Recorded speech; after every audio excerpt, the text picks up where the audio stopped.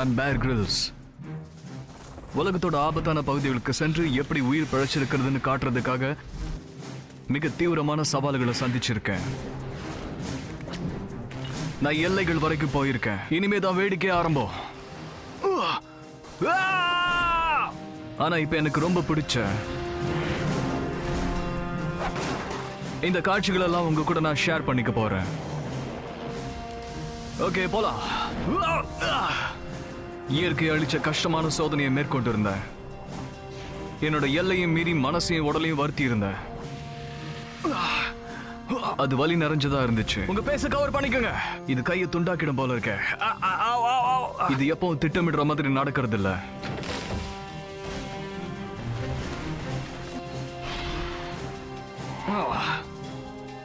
இது வரைக்கும் நான் ஆட்டோட விரைய பச்சையா சாப்பிட்டதே இல்லை. சில இடங்களை கரைஞ்சு போயிருக்கேன், சில இடங்களை தூக்கி வீசப்பட்டிருக்கேன். பயங்கரமான வெயில். என் கூட இந்த ஜர்னிக்கு வாங்க, இது அட்டகாசமா இருக்க போகுது.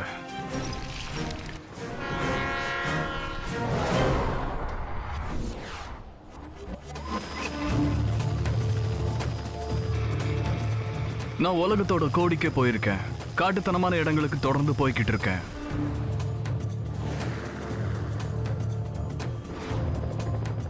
கமான், கூடவே வாங்க வாங்க. எனக்கு என்ன தொடர்ந்து வரவங்களுக்கு இது மோசமான பயணமா இருந்திருக்கு. நான் சந்திக்கிற ஒவ்வொரு ஆபத்துலயும் என் கூடவே இருந்த ஒரு டீமும் எனக்கு பின்னாடி இருக்கு. எப்போ என்னையும் என் டீமையும் உங்களுக்கு பிடிச்ச காட்சி எதுன்னு கேட்பாங்க. அதனால நாங்க மிகச்சிறந்த 25 காட்சிகளை உங்களுக்கு கவுண்ட் டவுன் முறையில் வழங்க இருக்கோம். மேன் வர்சஸ் வைல்ட்ல எத்தனையோ நல்ல காட்சிகள் இருக்கு. அதுல 25 நிகழ்ச்சிகளை மட்டும் தேர்ந்தெடுக்கிறது ரொம்ப ரொம்ப கஷ்டமான விஷயம். ஒரு ஹெலிகாப்டர்ல இருந்து 2740 மீட்டர் கீழே இருக்கிற தீவுல குதிக்கிறதுல இருந்து நான் ஆரம்பிக்கிறேன். போர் விமானத்துல இருந்து கீழே குதிக்கிறப்போ அவருக்கு கீழே தெரிகிற அந்த சின்ன தீவை பார்க்கும்போது ஜேம்ஸ் பாண்ட் படம் மாதிரி இருந்துச்சு. நாங்க உலகத்தோட தொலை தூரத்துல இருக்கிற தனிமையான இடங்களுக்கெல்லாம் போயிருக்கோம். அதுல இந்தோனேஷியால இருக்கிற சுமத்ரால இறங்கினது மிகப்பெரிய சவாலா இருந்துச்சு.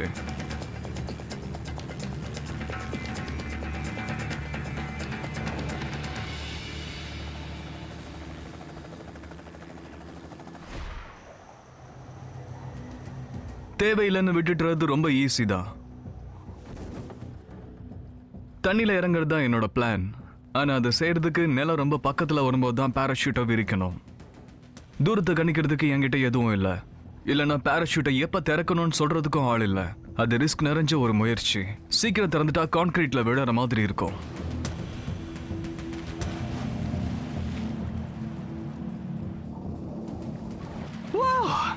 இந்த மாதிரி தான் தண்ணிக்குள்ள இறங்கணும். நம்பர் 24 மோண்டானால ஒரு கஷ்டமான மலையேற்றத்தை நான் ஏறினது.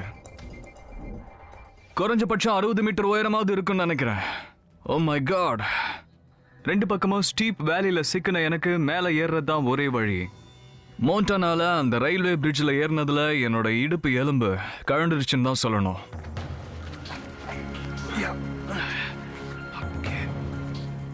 அது பெருசா தெரிஞ்சது. ஆனா பாதி வழி ஏறினதுக்கு அப்புறம் தான் அது நினைச்சதை விட பெருசுன்றது தெரிஞ்சது. அது ஈஸியா உடையக்கூடியதாகவும் இருந்துச்சு. அந்த பாலத்துக்கு 100 வயசுக்கு மேல இருக்கும். அப்படி கஷ்டப்பட்டு ஏறினதுனால என்னோட முழு சக்தியும் அங்க நான் இழந்துட்டேன். என்னோட கைக்கும் தோளுக்கும் கொஞ்சம் ரத்தத்தை நான் பம்ப் பண்ணிக்கிறேன். கையும் காலும் 100% சரியா இருக்கான்னு உறுதிப்படுத்திக்கணும். இவ்வளோ உயரம் ஏறினதுக்கு அப்புறம் நீங்க படபடப்பா உணரலன்னா கண்டிப்பா நீங்க ஒரு மனுஷ பிறவியே கிடையாதுன்னு நான் சொல்லுவேன்.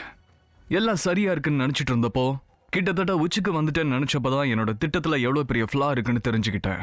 இதை வெளியே நீட்டிட்டு இருக்கே, இது எப்படி தாண்ட போறேன்னு தெரியலையே. நான் ஒரு சங்கிலிய மேல வீசி அது கைப்படியில சிக்குமான்னு பார்த்தேன்.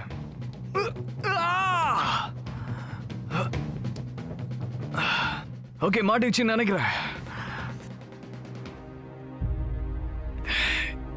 இப்ப என்னோட தைரியத்தை சோதிச்சு பார்க்குற நேரம்.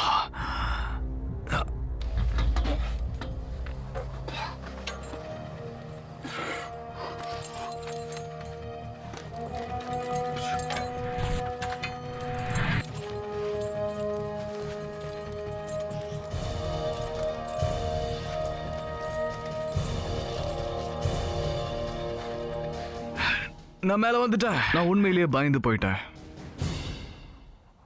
மை காட், என் கையை பாருங்க. நான் மேல வந்தது என் கை எப்படி நடுங்குதுன்னு பாருங்க. பெலிஸ்ல பூமிக்கடியில ஒரு குகையில ஒரு வித்தியாசமான உணவை நான் கண்டுபிடிச்சேன். அருவருப்பா இருந்தது. அந்த ஒரு வளைவுல அவரு ஒரு ப்ரீ ஹிஸ்டாரிக் இன்செக்டை பார்த்தாரு.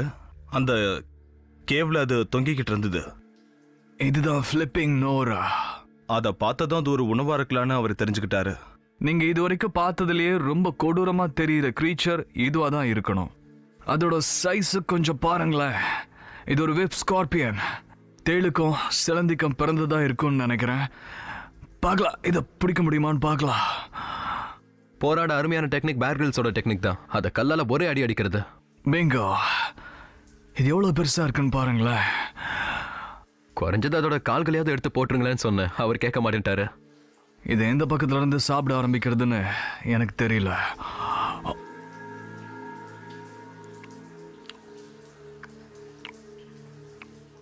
இதோட பின்பக்கத்தை சாப்பிட்டேன்னு நினைக்கிறேன். சாப்பிட ஒரு மாதிரி இருக்கு. நான் இதை நம்பர் 23ல சேர்த்திருக்கேன். ஏன்னா இதான் நான் சாப்பிட்டதுலேயே ரொம்ப ரொம்ப பெரிய பூச்சி. அப்புறம் அலாஸ்கா நதியை கடக்கிற ஒரு சாதாரண விஷயம் கிட்டத்தட்ட ஒரு பெரிய டிசாஸ்டர்ல முடிய இருந்துச்சு. ஓகே, இதை கடக்கிறதுக்கு நாம இதை தான் யூஸ் பண்ண போறோம். அந்த அடி மரத்தை பார்த்தீங்கன்னா அது ரொம்பவே பெருசு. அந்த பள்ளத்தாக்குல அது அப்படியே டைட்டா பிடிச்சுக்கிட்டு இருந்துச்சு. அதுல ஒரு ட்ரக்கையே தொங்க விடலாம் போல இருந்துச்சு. அந்த அளவுக்கு வலிமையா இருக்கு. அது கீழே விழுந்துருச்சுன்னா நீங்க நம்புவீங்களா? இன்னைக்கு கூட இதை பார்க்கறதுக்கு எனக்கு ரொம்ப பதட்டமா இருக்கும்.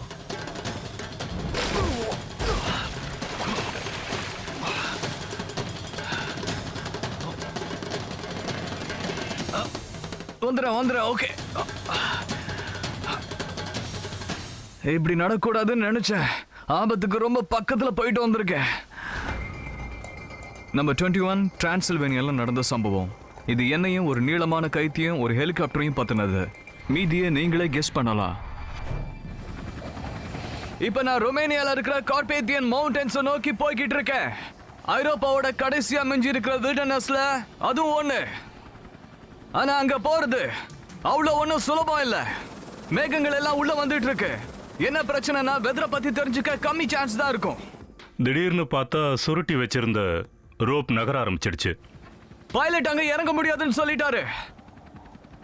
அப்படின்னா நான் வேற ஏதாவது வழியை பார்த்தாகணும். டோப் மாதிரி அவரு கயத்து மேல போனாரு.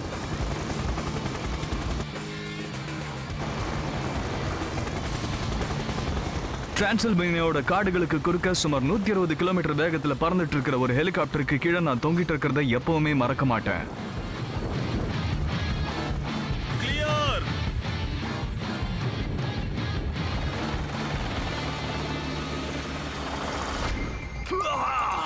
நம்பர் 20 பெலிஸ் காடுகள்ல நான் டார்சான் மாதிரி இருந்தது.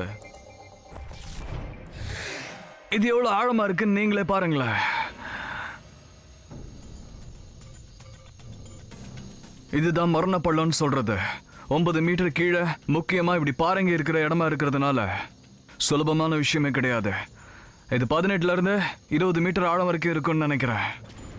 இந்த ஆழமான பள்ளத்தாக்க கடக்கிறதுக்கு ஒரே ஒரு வழிதான் இருக்கு. நான் எப்பவுமே ட்ரை பண்ணி பார்க்கணும்னு நினைக்கிற ஒண்ணுக்கு இப்ப சான்ஸ் கிடைச்சிருக்கு. என்னோட மொத்த வெயிட் அது மேல இருக்கு. பரவாயில்ல, புடிச்சிட்டு இருக்கு. இப்ப இத சோதனை பண்ணி பாத்திர வேண்டியதுதான். யாருக்குமே அங்க என்ன நடக்கும்னு தெரியாது.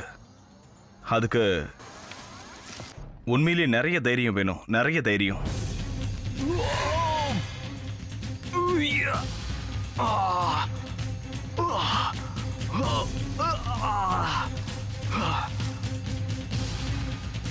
தாண்டி வந்துட்டேன்.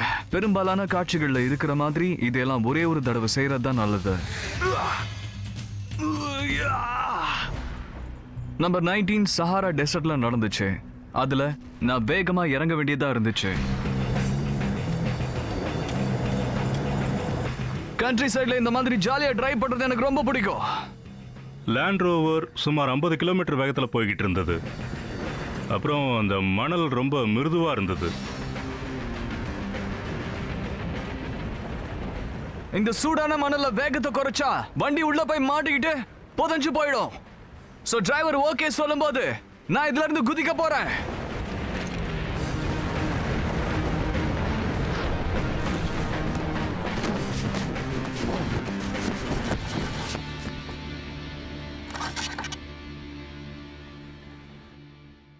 வாய் ஃபுல்லா ஒரே மணலா இருக்கு.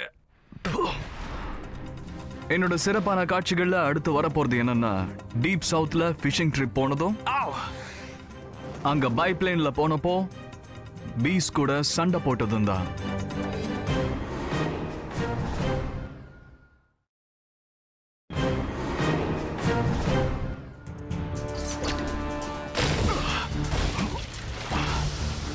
நான் தான் பேர் கிரில்ஸ். என்னோட 25 சிறப்பான காட்சிகளுக்கு உங்களை திரும்ப வரவேற்கிறேன்.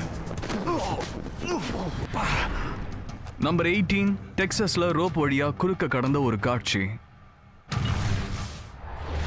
என்விரான்மெண்ட்ல தரக்குறைவான எக்யூப்மெண்ட்டை பயன்படுத்துறது அந்த அளவுக்கு நல்லதில்ல. அது தாக்கு பிடிக்குமான்னு முதல்ல செக் பண்ணணும். வெப்பமும் அதிகமா இருந்துச்சு. பரவாயில்ல, இது வரைக்கும் இந்த ரோப் தாங்கிட்டு இருக்கு. வழுக்கறதுக்கு சான்ஸ் இருந்தது. அதே மாதிரி ஸ்லிப் ஆச்சு. ஆனா அவர் பிடிய விடல. உண்மை மோசமா மாறிடும். நம்பர் 17 வியட்நாம்ல நடந்துச்சு. அது தண்ணியோட ஆச்சரியமான சக்தியை எனக்கு மறுபடியும் ஞாபகப்படுத்தின நிகழ்ச்சி. ஒரு அசாதாரணமான சுற்றுச்சூழல்ல நம்ம ஏங்கிக்கிட்டு இருக்கும்போது எல்லாமே திடீர்னு மாறிடலாம். Okay, stop. வாட்டர் லெவல் இங்க ஜாஸ்தி ஆகிட்டே இருக்கு. கொஞ்சம் வாட்டர் ஃபால பாருங்க.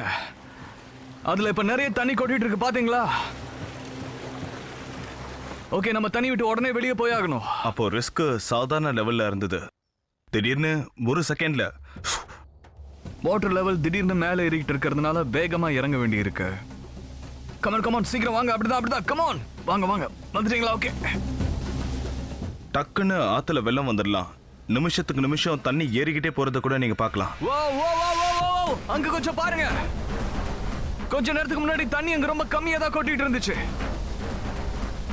இப்ப நம்ப முடியாத அளவுக்கு தண்ணி அடிச்சுக்கிட்டு வருது பாருங்க. காத்தோட வேகமும் இப்ப எக்கச்சக்கமா இருக்கு. நான் இந்த காட்சியை சூஸ் பண்ணதுக்கு காரணம் எப்பவும் ஃபிளாஷ் ஃபிளட்டை பார்க்க நான் விரும்புவேங்கிறதுனால தான். அங்க பாருங்க. ஆனா இங்க இப்போ மொத்தமா சிக்கிக்கிட்டு இருந்தேன். உங்களை எதிர்பாராத விதமா ரொம்ப பயங்கரமா தாக்கி உலுக்கி எடுக்கிற சக்தி இயற்கைக்கு இருக்கு. இப்ப இந்த நதியில எந்த ஒரு ஆக்ஷனும் கண்டிப்பா கிடையாது. நம்ம காட்டுக்கு திரும்ப போலாம். நம்பர் 16ல நான் உயிருக்கு பயந்து மோண்டானால ஓடினது பதிவாயிருக்கு. அவங்க என்னதான் நினைச்சாங்க?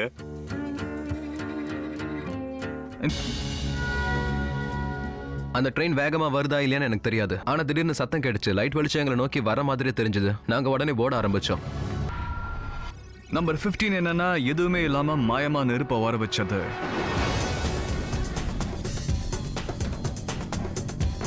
நான் வெஸ்டர்ன் டெக்சாஸ்ல இருக்கிற சுவாஹுவான் டெசர்ட்ல நைட்டை கழிக்கிறதுக்கு கேம்ப் போட்டுக்கிட்டு இருந்தேன். இதை பார்த்தா ஒரு குகை மாதிரி இருக்கு. ரொம்ப பழமையான சர்வைவல் டெக்னிக்கை பயன்படுத்தி நெருப்பை மூட்டுறது தான் என்னோட பிளான். தீப்பெட்டி கிடையாது, சிக்கி முக்கி கல் கிடையாது, வெறும் 2 துண்டு மரம் தான் இருந்துச்சு. எந்த ஒரு சூழல்லையும் தீப்பெட்டி இல்லாம நெருப்பை உண்டாக்குறது ரொம்ப கஷ்டமான வேலை. ஓகே, இதான் அதோட ரஃப் ஷேப். அப்புறம் இதுக்கு என்ன தேவைன்னு கேட்டிங்கன்னா, ஒரு சிட்டிக மணல் தான். அது ஃப்ரிக்ஷனை கொஞ்சம் அதிகமாக்கும்.